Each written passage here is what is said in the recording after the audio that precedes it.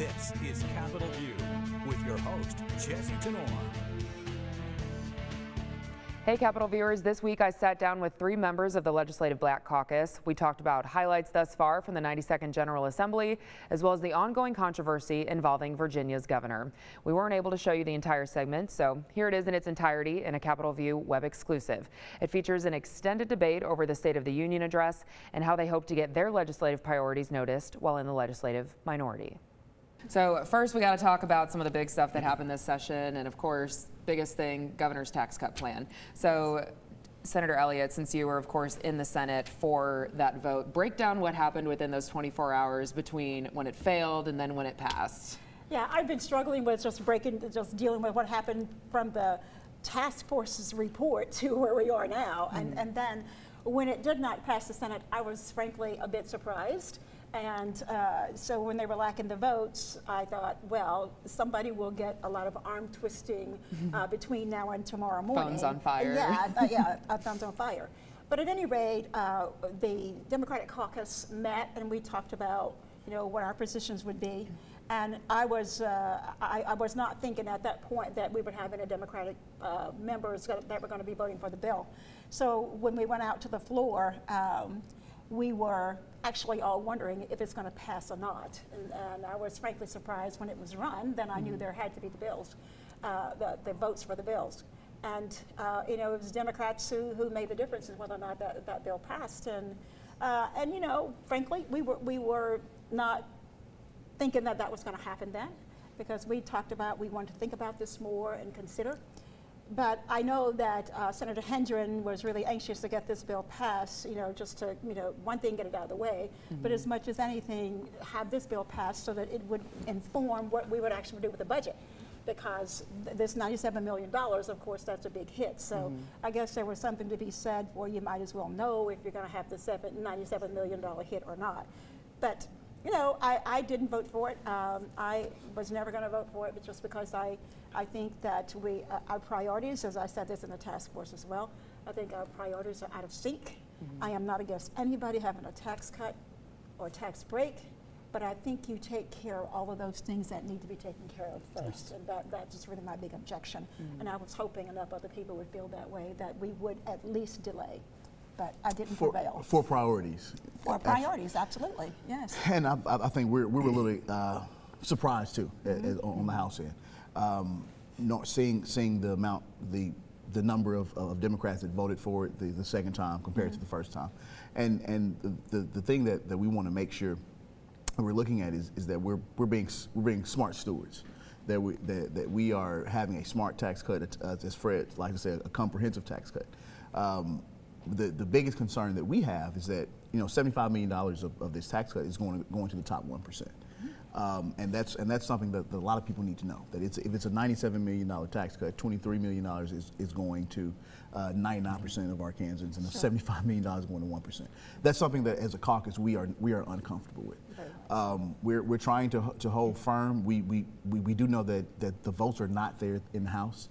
I think the Republicans know that. I think the governor knows that. I think the sponsor on the House end knows that. So there's a lot of conversations going on now about, I guess, compromise, and that's something that we're having a good conversation about. Is our priorities as a caucus, and we've been meeting jointly. We have 35 members, Democratic members in both houses. So in both, yeah. So it's one of those things where we have we're stronger when we are together. So just knowing what our priorities are and what we like to see going forward. Let me go ahead and tease out something that has been pointed out. Number one, as Senator Elliott said, we're not against people having tax cuts, but we must take care of our priorities. There's pre-K, there are high quality after-school programs, different things like this that Democrats know. When you build strong men, as Frederick Douglass said, when you build strong children, you don't have to repair broken men. And so these priorities must be done so that Arkansas can be stronger, so Arkansans can be stronger. And so these are the priorities that we're going to be laying out. And as the tax cut moves through the House, possibly we can have some discussion about these. And Senator Bond did an excellent job of laying it out, and we've talked about this a great deal. Yes, he did. His speech on the floor of the priorities that we are not funding. He did an excellent job. And just this morning in the budget committee, we had somebody bring forth an appropriation bill to try to add a few more $1 million to help our seniors, just to help our seniors. So if you think about this in terms of seniors and the smallest of us, if you just think about it in terms of investing in people, we're not taking care of those two bookends even. And then you look at the teacher salary that we've been talking about on the House, and teachers deserve, it's a good thing that a step is being made, but now it's about a half step, and I'm not sure what kind of step it is now that people have been told that they can even request a waiver from that. Right. These are the kind of really huge issues we have, like housing Absolutely. and highways, that we're not dealing with. And- Now, some of the Republicans, they said that they held up, that they didn't vote in the Senate the first time around right. because of highways. That's right. What do you expect to be the issue that could maybe stall it in the House? I mean, Highways are a concern, and Representative Love talked about pre-K. So you got highways, you got pre-K, you have those same things we've been talking about since I've been in the House for the last 5 years. You know, there's the same things we've been talking about that need to be funded. Senator Elliott mentioned Senator Bond, and if you look at his amendment, you know, I've talked to some of my Republican colleagues, and they actually like his amendment. You know, you're talking about people who are making just around that $500,000 a year. You know, getting their tax cut down, getting their tax breakdown, their highest bracket down to 5.9% as well. That's 99% of the state. Now our Republican colleagues do want to take care of highways. They want to make sure they have some assurances that some funding will be transferred over to highways, but as a caucus, we want to talk about making sure that our priorities aren't touched, and that is, Senator Elliott, you know we hear all the time, Yes. education. Exactly. Yes. Making sure we're not just shifting revenues from the services that help that help make stronger men, as Fred just said. And another really important part about that, and I guess I'm a little more talkative about this, because I sat in those seats all those months on that task force. Right. Yes. And we basically, and some of that was tedious work too, especially when you don't know tax How many code. months was it? 15 months? Yes, and it was, and we sat there, and I came, it was diligence to be there. But to go through all of that, and then we come back to this. But the other thing people need to understand, you know, we were lowering it from 6.9 to 5.9%. That was the idea. But if you're making that much money, nobody needs to believe that you are paying that much tax, that many tax on the net. That is not going to be your net taxes that you're paying. So people like that are in a position to get big tax breaks. But on the other hand, if you are somebody who might be eligible for the earned income tax credit, for example, or if you're in those lower tiers, you don't have that many tax breaks. That's why we were going to try to even it out. If you're on the big upper tiers, then you might get a break, but we were going to make sure the folks got a break who were in the lower part of that salary range by moving up the standard deduction, and that didn't happen. And that is why we end up with everything going to those at the very top for the most part, or the bulk of the funds going to people at the very top. Last week when I had an economist on too, I was talking about the governor's tax plan and the EITC, since I know the Democrats have been pushing that for some time up against governor's tax proposals.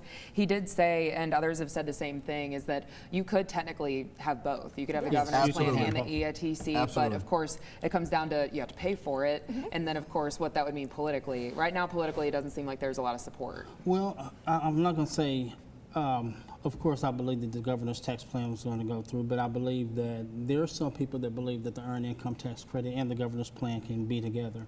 And I will tell you, I've done the research, and Charles was with me. I've done the research.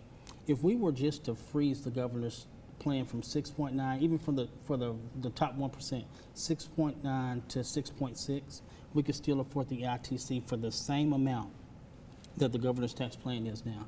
So I am confident that we can find a way to actually give everybody what they need, which is a tax break. So could we see that on the House side? And what Representative Love is saying is that there are options that we should be looking at. Not only even freezing, but with the bond amendment, having that $25 million tax cut, put in a 10% EITC, which will give you the exact same cost, right, as the $97 million and we're putting money back in working families' pockets. We're putting money back into the local economy that will eventually pay for itself. So the thing is that there are options out there. We could freeze that. We could still give some relief to the top 1%, or we could actually have a tax cut that affects 99% of Arkansans, put in an EITC to cost the exact same thing. So we should be looking at what affects more Arkansans. That's one of the reasons I was so disappointed that we suddenly had the votes yesterday. Yeah. Because it cut off the ability for us to have these considerations that we're talking about now,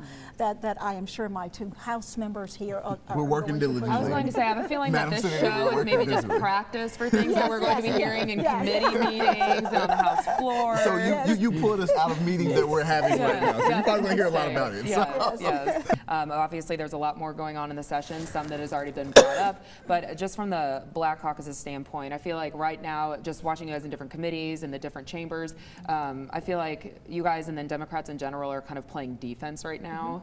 As far as offense goes, what are some other plans that you still hope to see that maybe haven't come up yet? I know this past week we saw a bill on tenants' rights be filed, a lot of different things still going on.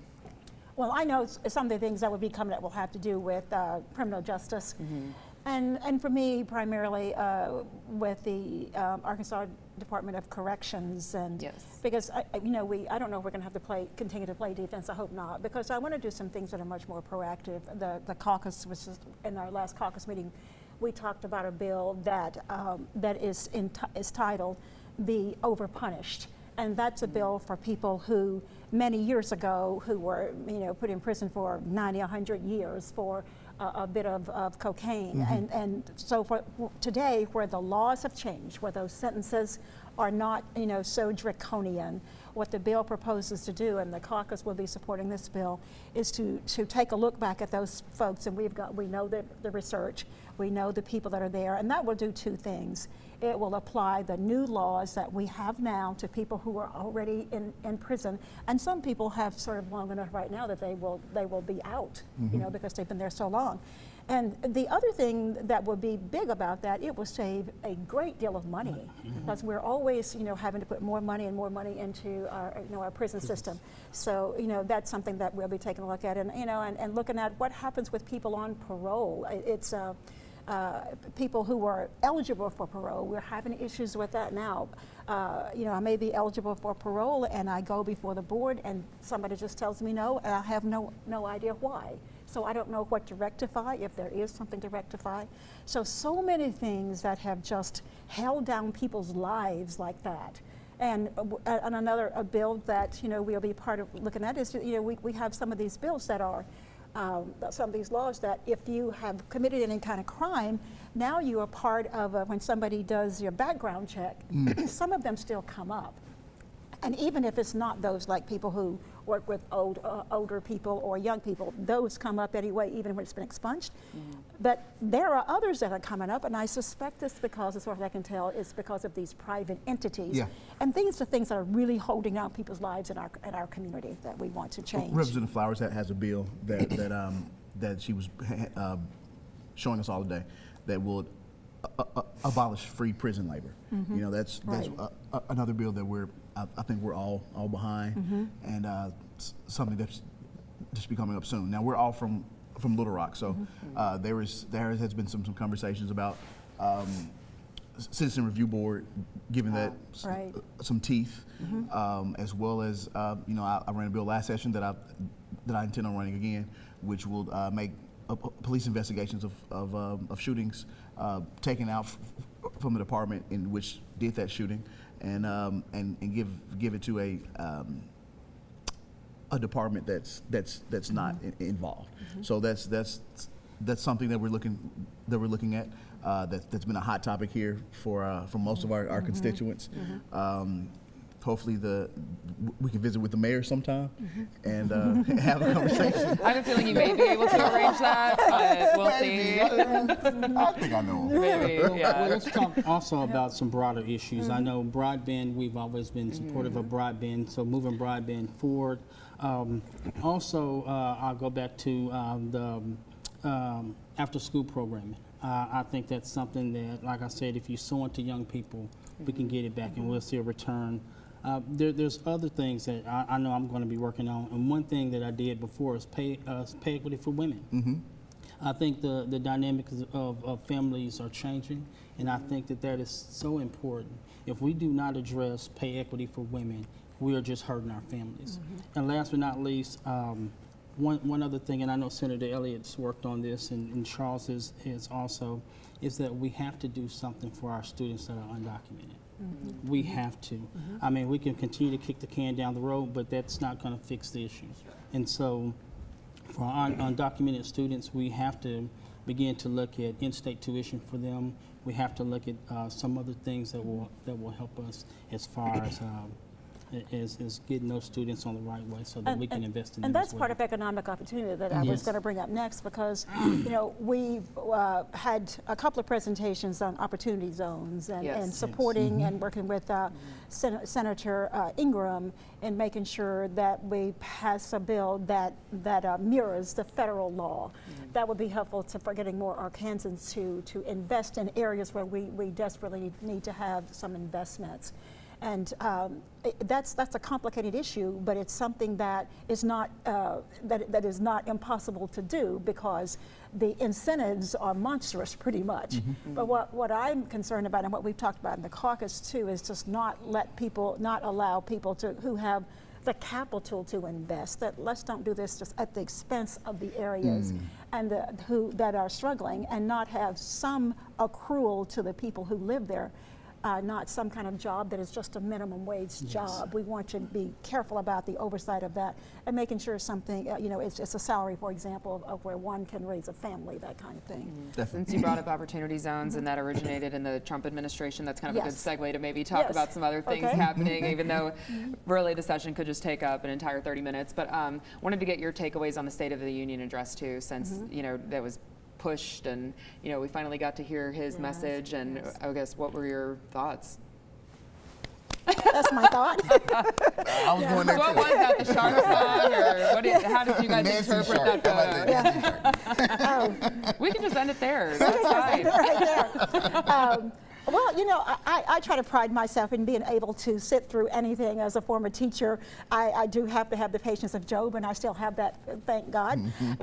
So I did watch it, but I just really, I'm not a Trump supporter, but I do support the notion that he should be successful. And I so wanted, I so wanted him to do what most people do, is try to use the State of the Union to bring people together. And it was very disappointing that he did not do that, because we don't all have to have kumbaya moments to bring the country together, and nobody could do that. Nobody else in the world has that kind of venue, to reach for the high marks, as opposed to, reaching for low marks all the time, he acts as if he is the president of his 38 or 40%, rather than the whole country. And the faction of his party. That's right. And I was just hoping, so that was disappointing. But I was exuberant about all the women there, I must say. That was beautiful. All the white. All those Absolutely women in beautiful. white, yes. Yeah, that was pretty cool. And so, to how see. much did you love that Representative Love? I will do the next question. I did think, I think that President Trump missed out on an opportunity to actually bring people together and unite the country. And so, but I'm hopeful. I'm hopeful that there will be some things such as infrastructure and things that we can work on so that we can move this country forward. But it may just be an indication of, his past may be an indication of his future, but hopefully. But to suggest there won't be legislation, and this is what we need really to do the things you were talking about that are so important for our country, They won't be legislation if you investigate me. If there are investigations, you know, yeah. but Congress is merely doing its duty, and I would like for us to be, you know, strong enough and understand the meaning of the Constitution enough to go to do two things at one time. Congress can do its duty, and they can also work with the president if he will work with them to do all of these things that we need to address and stop making up issues about the border. That, you know, at some point the president needs to just stop making up stuff, and that would be set the tone for the country that at least we're going to use facts. That would be so refreshing. I want to ask you guys about something else too, since I feel like being a part of the Arkansas legislature, when you go to different conferences across the country, you obviously have, you know, at least different conversations, dealings with other legislatures. And of course, Virginia keeps making headlines because the governor and now the attorney general have both admitted to wearing blackface years ago. So I just wanted to see kind of from, you know, if you were in the Virginia legislature at this point, how would you be handling this? Yes. Interesting. That's an interesting question. I think that with the party asking and many members of Virginia legislature asking for the governor and the governor to resign, I think that's the right route. But since he's already said he's not going to resign, then there's an opportunity here to make sure that the governor and the attorney general put their legislation, put their priorities where their apologies are, and that's looking for opportunities to look at criminal justice. If you're the attorney general, to say, you know, we need to have a more progressive criminal justice system, a more lenient criminal justice system. We have some policies that we need to reevaluate. And if I'm the governor, we're talking about opportunity zones.